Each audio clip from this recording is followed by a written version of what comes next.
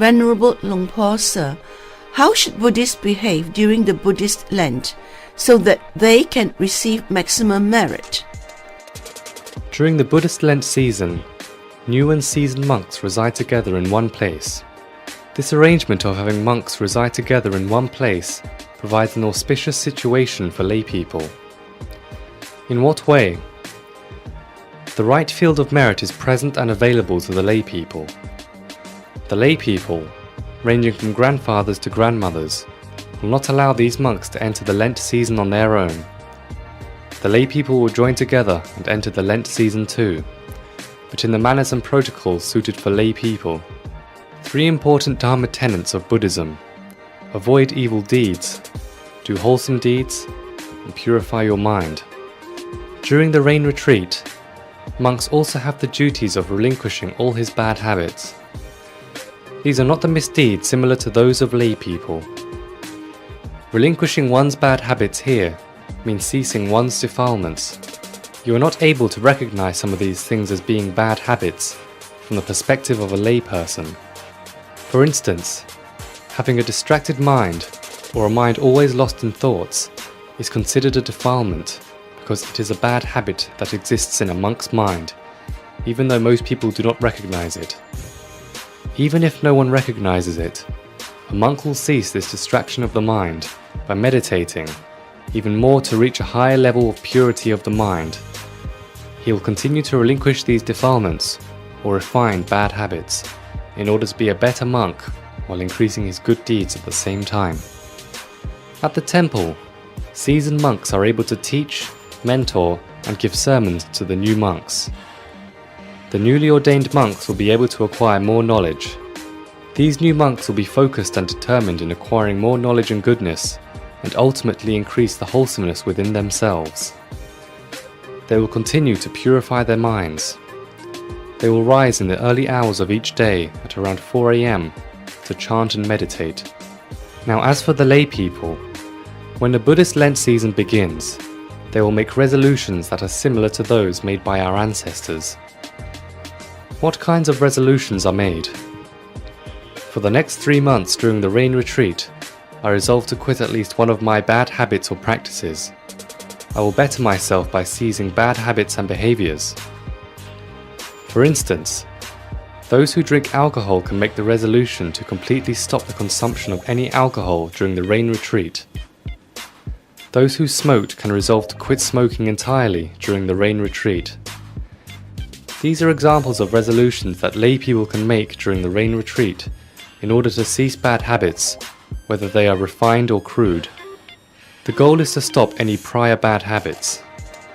This is done to closely follow and mirror what monks are doing, except on the level of lay people. You continue to do even more good deeds than you did before. For instance, before the Lent season started, you may have given alms to the monks inconsistently. Previously, you gave alms when you had the opportunity, and you did it on days when you felt too lazy. If that was the case, then monks who are residing together are now available to receive alms. During this season, be determined to give alms to monks every morning. Before, you may have given alms only on weekends or Buddhist holy days, but for this reason, make the resolution to give alms to monks every morning for the next 3 months of the Lent season, since all monks are present together in one place to receive them. This is what our forefathers used to do. For some people, this can be carried even further.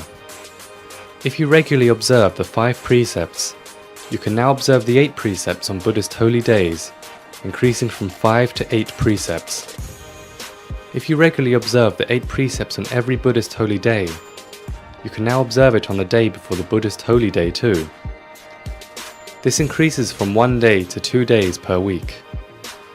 While others can do even more, by resolving to observe the 8 precepts for the entire 3 months of the rain retreat. Increase your level of faith accordingly too, from wherever it may have been. There are those who will go above that. In addition to observing the 8 precepts for the entire Buddhist Lent season, they may even resolve to meditate every day, each evening before bed for a minimum of 1 hour. Those who have never done this can make the resolve to meditate for at least 1 hour each night. Those who are already doing this can increase that amount to 2 or 3 hours per day. Do it accordingly to the purity and strength of your faith. This is what our ancestors did before. There is another thought that I would like to leave with everyone. There have been a lot of changes in today's society. Most people normally do not work on Saturday or Sunday. The monks at our temple normally give sermons on the day before the Buddhist holy day. If this is the case, do you think that only elder lay people are going to be there to listen to sermons on the day before the Buddhist holy day?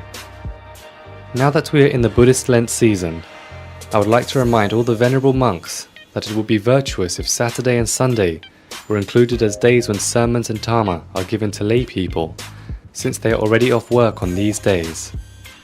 As for the lay people, please remember to attend these sermons and dharma now that our venerable monks have agreed to include Saturday and Sunday during this Lent period, along with the days before the Buddhist holy days to give their sermons.